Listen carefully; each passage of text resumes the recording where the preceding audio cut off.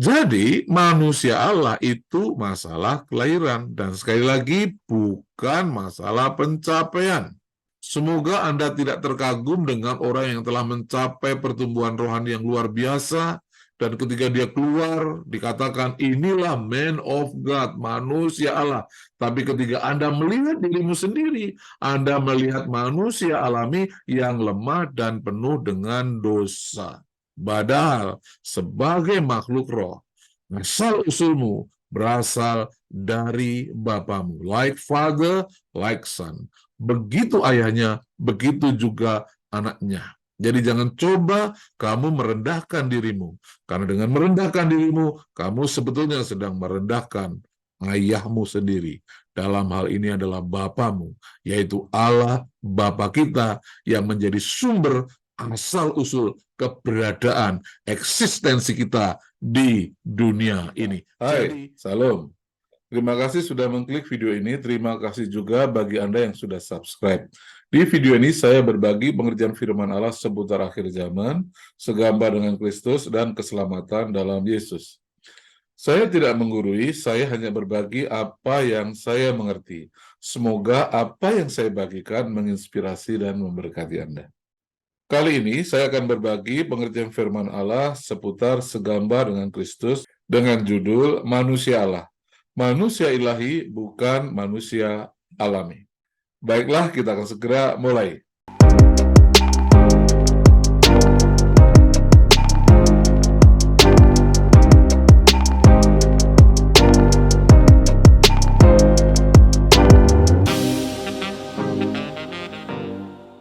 Ya, kita akan membahas manusia Allah, manusia ilahi bukan manusia alami. Ya, sebagai pribadi yang percaya Yesus dan sudah lahir baru, kita adalah anak-anak Allah. Kita adalah keturunan Allah. Anda bisa lihat itu pada Kisah Rasul 17 ayat 29. Dan itulah alasan yang sebenarnya mengapa Rasul Paulus menyebut anak Allah, dalam hal ini adalah Timotius, sebagai manusia Allah atau manusia ilahi. Itu tertulis pada 1 Timotius 6 ayat 11. Nah, yang kita perlu pahami bahwa adalah menjadi manusia Allah atau man of God atau manusia keturunan ilahi bukanlah hasil pencapaian dalam arti kata pertumbuhannya, yaitu pertumbuhan rohani tertentu seperti telah dewasa dalam Kristus dan sejenisnya, tetapi sepenuhnya akibat langsung dari peristiwa kelahiran. Anda bisa temukan itu di 1 Yohanes 5 ayat 1. Nanti ayatnya kita akan baca. Dan inilah poin penting yang harus disadari oleh anak-anak Allah. Kita menjadi manusia Allah sepenuhnya karena faktor kelahiran, bukan karena pencapaian atau pertumbuhan rohani tertentu. Nah, untuk mengembangkan kesadaran diri bahwa kita adalah manusia Allah atau keturunan ilahi, kita harus berani percaya dan berani berkata-kata bahwa kita ini adalah manusia Allah. Anda bisa melihat prinsip itu pada 2 Korintus 4 ayat 13. Dan hanya setelah itu, setelah apa?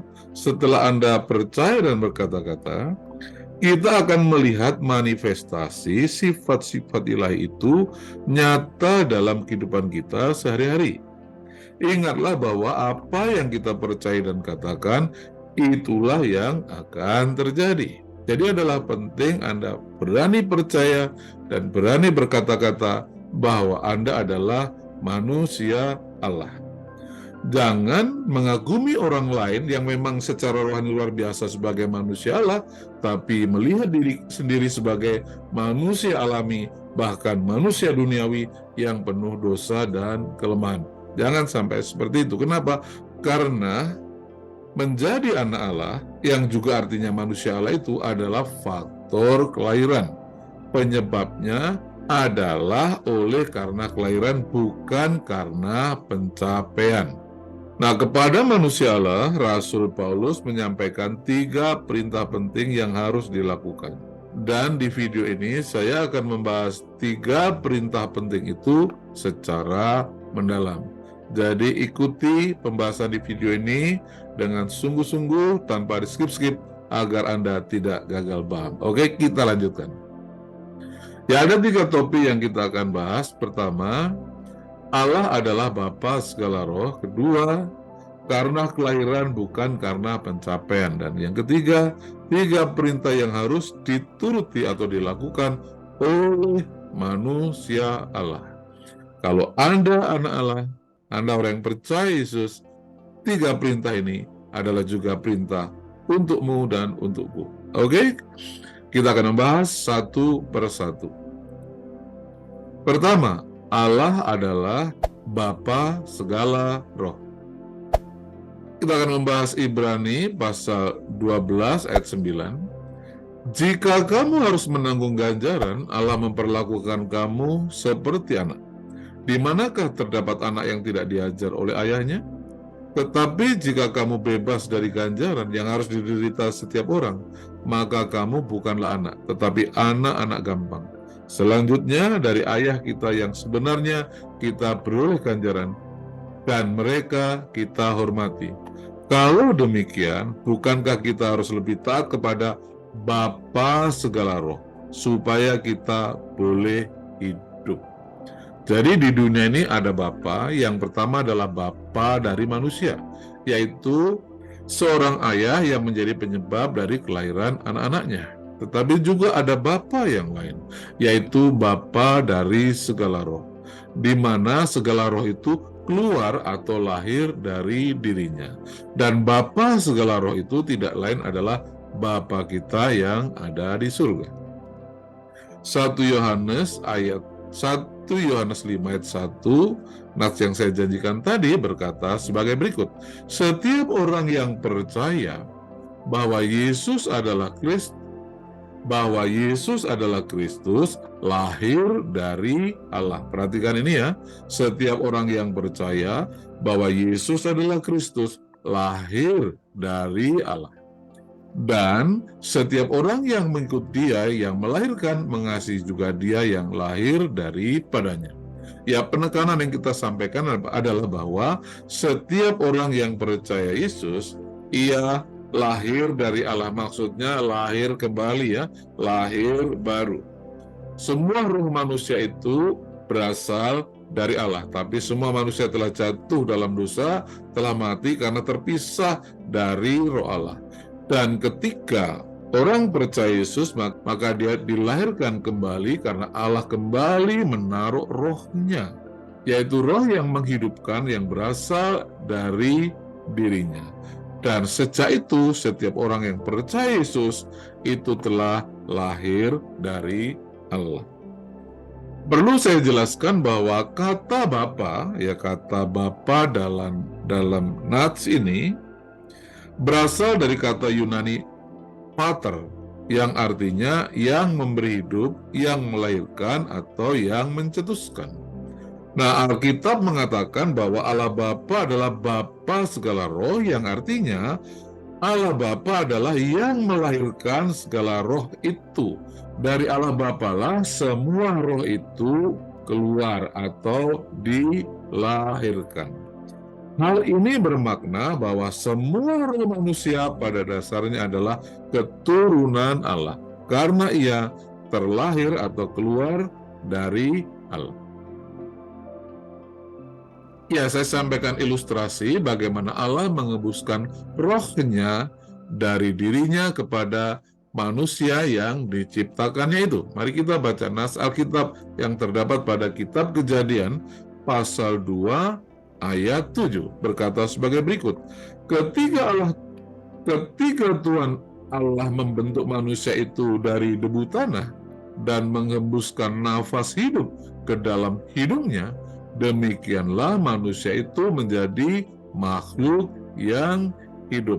Perhatikan ini ya, sebelum manusia menjadi makhluk yang hidup, ada 2 bahan penting, yaitu debu tanah dan nafas hidup, yaitu nafas hidup yang keluar, yang terhembus dari Allah Bapa yang telah menciptakan manusia.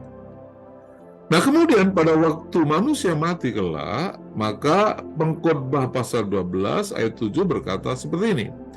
Dan debu kembali menjadi tanah seperti semula, dan roh kembali kepada Allah yang mengaruniakannya.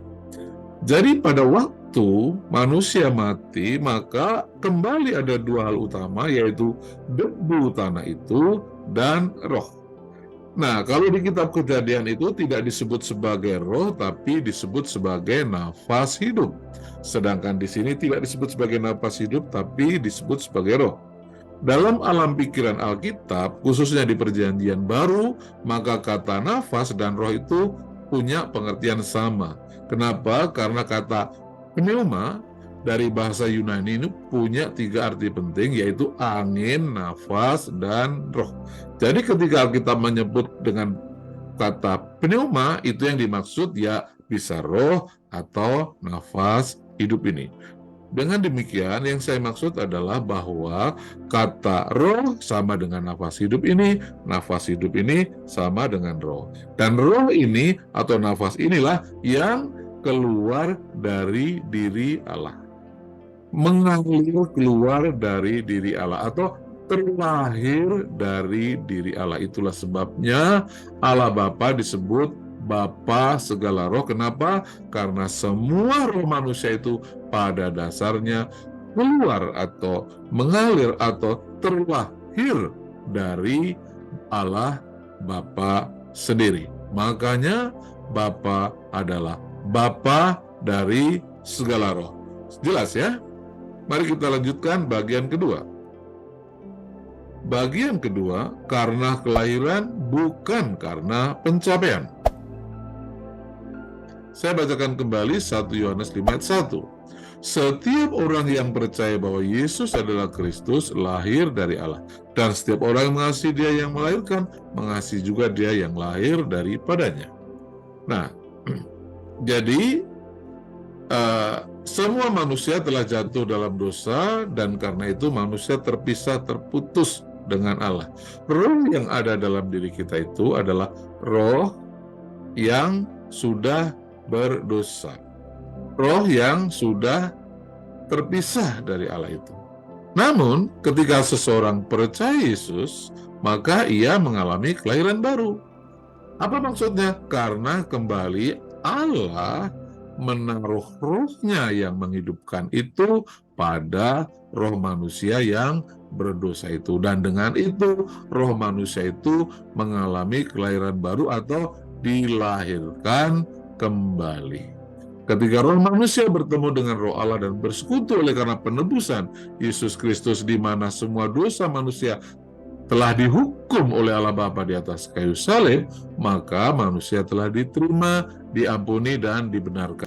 Dan oleh karena itu, rohnya ditaruh di dalam diri kita, dan pertemuan roh manusia dengan roh Allah itulah yang menyebabkan roh kita menjadi ciptaan yang baru. Dan dengan itu, kembalilah kita lahir. Ya, ada sesuatu yang dilahirkan kembali dari diri Allah dan masuk dalam diri kita. Ingatlah bahwa pada waktu Tuhan Yesus Kristus bangkit dari antara orang mati, bertemu dengan murid-murid, maka Dia menghembuskan rohnya. Itulah roh yang menyebabkan kelahiran baru. Oke? Nah, selanjutnya 1 Yohanes 3 ayat 1 dan 2 berkata, lihatlah betapa besar kasih-Nya yang dikaruniakan Bapa kepada kita, sehingga kita disebut anak-anak Allah. Dan memang kita adalah anak-anak Allah.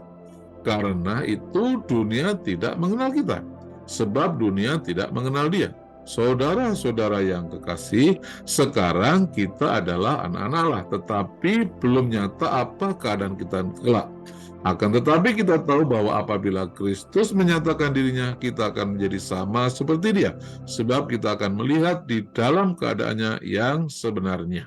Nah, Rasul Yohanes menegaskan kepada kita bahwa oleh karena kasih Bapa yang luar biasa, yang besar itu kepada kita, kasih yang dianugerahkan kepada kita telah menyebabkan kita diselamatkan atau dilahirkan kembali. Dan dengan itulah maka kita disebut disebut sebagai anak-anak Allah. Mengapa kita disebut sebagai anak-anak Allah? Karena memang kita adalah anak-anak Allah. Roh kita itu berasal lahir keluar dari Allah. Dan oleh sebab itu, kita memang benar anak-anak Allah, ya. Bukan sekedar dianggap, bukan sekedar ya dianggap aja gitu, bukan.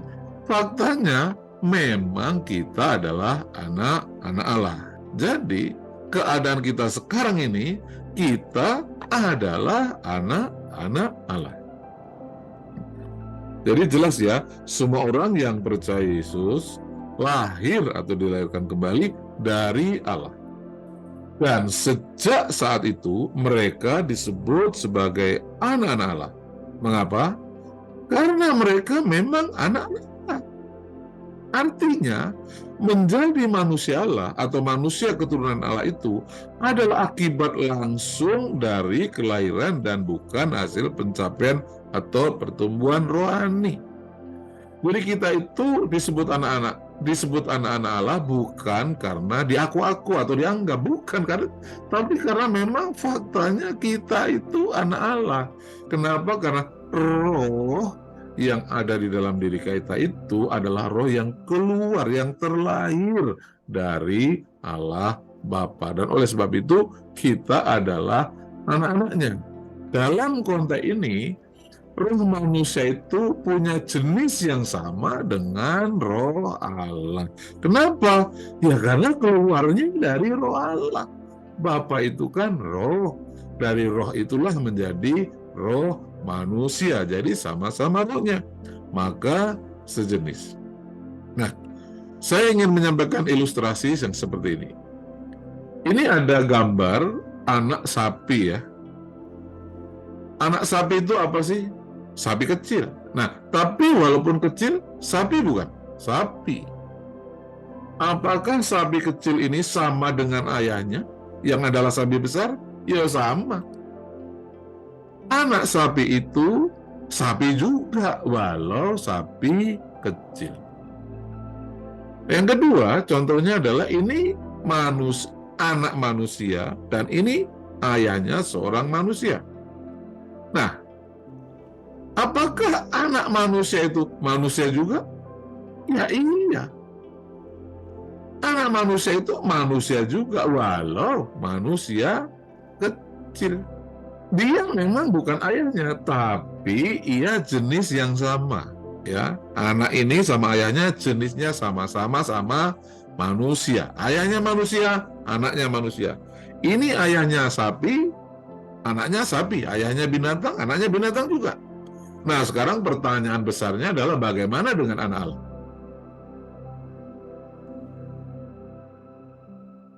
Ya tentu logikanya sama. Anak Allah itu, ya Allah juga, walau Allah kecil. Maka tidak salah kalau manusia itu disebut manusia Allah. Kenapa? Karena memang bapaknya Allah. Yang dalam hal ini adalah rohnya. Roh manusia yang adalah esensi dari manusia itu keluar dari Bapa yang adalah roh. Dan oleh sebab itu, walaupun roh manusia itu bukanlah Allah Bapa, tapi jenisnya, ya, jenis dari roh manusia itu sama dengan jenis dari roh Allah. Sama-sama sesuatu yang ilahi, yang lahir dari Allah Bapa sendiri. Semoga ini jelas ya, mengapa kita disebut anak Allah dan mengapa kita juga disebut sebagai manusia Allah, karena memang kita anaknya Allah. Dan karena kita anaknya Allah, ya anak itu ya sama jenis dengan ayahnya. Seseorang disebut anaknya karena dia keluar dari ayahnya. Dan oleh karena dia keluar dari ayahnya lah, maka disebut anaknya. Roh manusia keluar dari roh Allah. Dalam hal ini adalah Allah Bapa. Dan oleh sebab itu, anak-anak Allah yang lahir dari Bapa itu, lahir dari Allah itu disebut anak Allah. Dengan kata lain disebut juga oleh Rasul Paulus sebagai manusia Allah. Semoga ini jelas bagi kita semuanya. Jadi manusia Allah itu masalah kelahiran, dan sekali lagi bukan masalah pencapaian. Semoga Anda tidak terkagum dengan orang yang telah mencapai pertumbuhan rohani yang luar biasa, dan ketika dia keluar dikatakan inilah man of God, manusia Allah. Tapi ketika Anda melihat dirimu sendiri, Anda melihat manusia alami yang lemah dan penuh dengan dosa. Padahal sebagai makhluk roh, asal usulmu berasal dari Bapamu, like father, like son.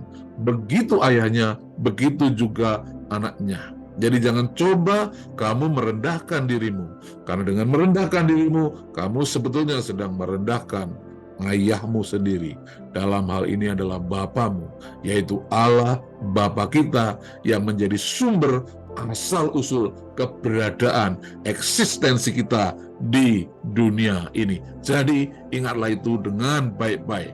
Jadi menjadi manusia Allah itu adalah masalah kelahiran, bukan masalah pencapaian seperti pertumbuhan rohani atau telah mencapai kedewasaan dalam Kristus. Sapi kecil yang belum dewasa, dia sapi juga. Anak manusia yang belum dewasa, dia manusia juga. Anak Allah yang belum dewasa, dia mirip Allahnya. Dia mirip ayahnya yang adalah Allah itu. Oke? Jadi, kalau bapaknya Allah, anaknya juga Allah. Ya, jadi ini bukan masalah status, bukan masalah kedudukan, bukan masalah fungsi, tapi masalah eksistensi, masalah keberadaan, masalah esensi dan asal usul kita manusia di bumi ini, agar kita tahu siapa diri kita, supaya kita punya rasa kebanggaan yang ilahi, bukan rasa kebanggaan alami yang palsu dan menipu kehidupan kita. Sehingga kita lupa menilai diri kita yang sebenarnya, yang adalah keturunan ilahi. Saya ajak Anda membaca Ibrani pasal 1 ayat 5 ini. Karena kepada siapakah di antara malaikat-malaikat itu pernah ia katakan, "Anakku engkau telah kupernakkan pada hari ini. Aku akan menjadi bapaknya dan ia akan menjadi anakku." Ya, nats ini sehubungan dengan nubuat mengenai Tuhan Yesus Kristus yang bangkit dari antara orang mati. Pada waktu Tuhan Yesus Kristus bangkit dari antara orang mati, peristiwa itulah peristiwa di mana Tuhan Yesus Kristus kembali diperanakkan sebagai Allah. Tuhan Yesus itu Allah, kemudian menjelma menjadi manusia, dan setelah mati di kayu salib dan dibangkitkan kembali, Tuhan telah kembali pada posisinya yang semula, yaitu lahir kembali sebagai Allah. Nah, hukum yang sama terjadi pada kita. Kita adalah manusia yang berdosa. Ketika kita percaya Tuhan Yesus Kristus, dosa kita diampuni, dan karena itu Bapa menaruh rohnya kembali dalam diri kita, dan peristiwa itu menyebabkan kita mengalami kelahiran baru. Oleh karena rohnya yang kembali masuk dalam diri kita, kita lahir baru. Sehingga kita telah dilahirkan kembali. Dan karena kita telah dilahirkan kembali, kita menjadi anak Allah. Jadi kalau bapaknya Allah, ya anaknya juga sejenis itu. Oke? Jelas ya? Semoga Anda punya kebanggaan, kemegahan bahwa Anda adalah anak-anak Allah yang sesungguhnya bukan sekedar diaku-aku, bukan sekedar dianggap-anggap, tetapi memang karena Anda adalah benar-benar anak Allah. Anda berhak disebut sebagai manusia Allah. Oke, kita lanjutkan pada poin yang ketiga.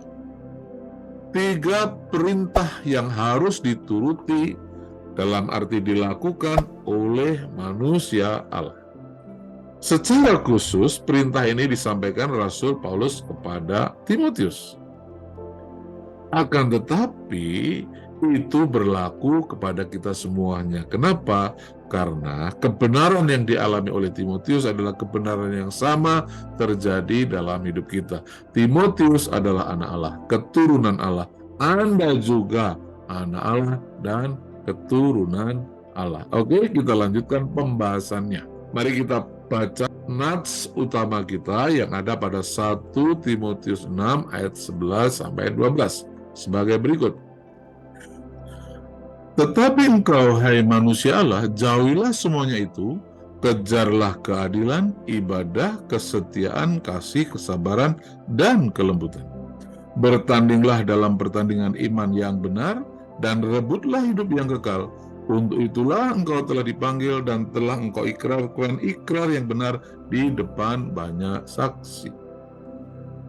Dari nas ini kita menemukan ada 3 perintah penting yang wajib dilakukan oleh manusia Allah, yaitu semua anak Allah, yaitu kejarlah, bertandinglah, dan rebutlah. Inilah 3 perintah penting dari Allah kepada manusia Allah yang disampaikan melalui Rasul Paulus. Kita akan mendalaminya satu persatu. Penjelasan 3 perintah penting tadi. Nomor 1, kejarlah. Ya, yang dimaksud kejarlah itu adalah berusaha memiliki sifat-sifat ilahi. Kata kejarlah berasal dari kata kerja dioko yang artinya mengejar, dalam arti kata menangkap atau memiliki dengan sungguh-sungguh seperti seorang pemburu. Dengan memahami etimologi dari kata kejarlah ini, maka pengertian dari perintah kejarlah itu adalah berusaha sungguh-sungguh hidup dalam keadilan, kesalehan, kesetiaan, kasih, kesabaran, dan kelembutan. Jadi inilah perintah nomor 1, yaitu kejarlah. Yang dikejar apa? Yaitu berusaha memiliki sifat-sifat ilahi. Apa maksud? Yang dimaksud sifat-sifat ilahi itu apa? Yaitu keadilan, kesalehan, kesetiaan, kasih, kesabaran, dan kelemah lembutan. Perintah yang kedua yaitu bertandinglah. Nah, ini punya makna berjuang untuk mendapat upah, dalam arti kata kemuliaan kekal. Kata bertandinglah berasal dari kata kerja agonizomai yang arti tepatnya adalah berjuang.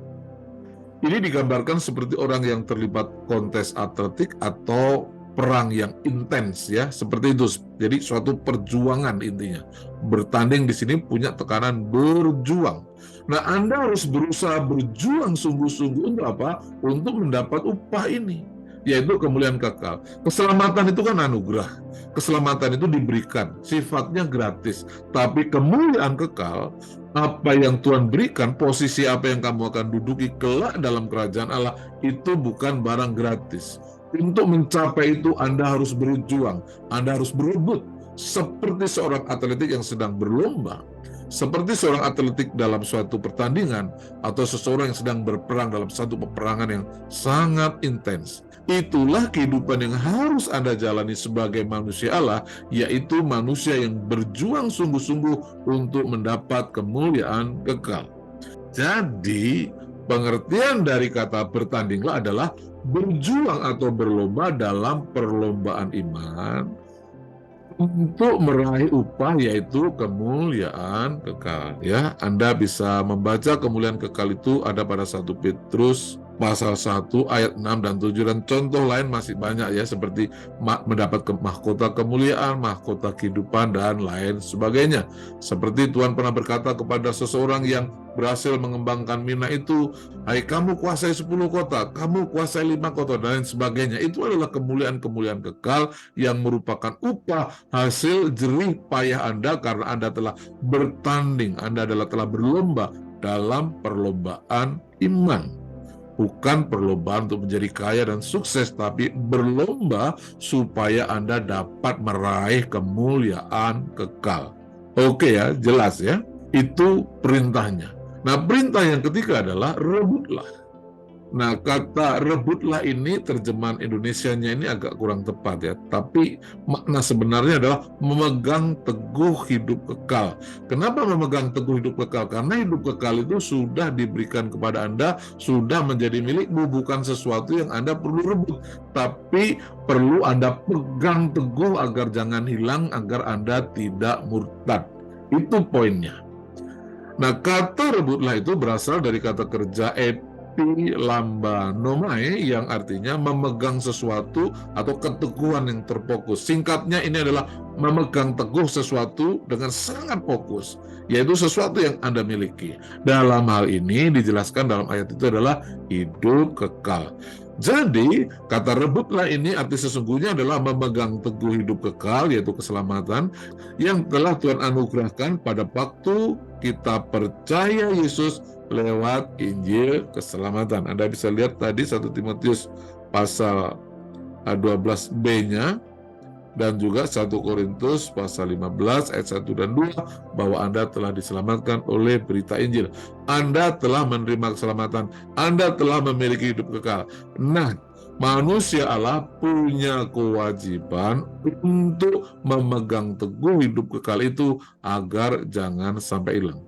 Jadi singkatnya Bapak Ibu saudara-saudariku, ketiga perintah ini adalah yaitu satu, kejarlah, maksudnya berusaha memiliki sifat-sifat ilahi seperti keadilan, kesalehan, kesetiaan, kasih, kesabaran, dan kelemah lembutan. Anda harus berusaha sungguh-sungguh hidup pada sifat-sifat ilahi ini, sampai semua ini menjadi milik Anda, menjadi karakteristik yang ada pada diri Anda.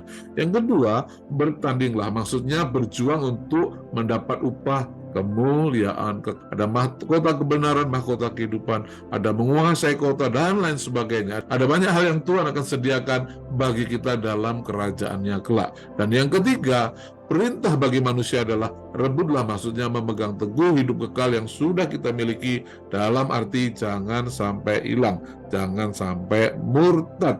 Itu poin pentingnya. Oke, jelas ya? Jadi inilah 3 perintah penting yang harus dituruti, maksudnya dilakukan oleh semua anak Allah.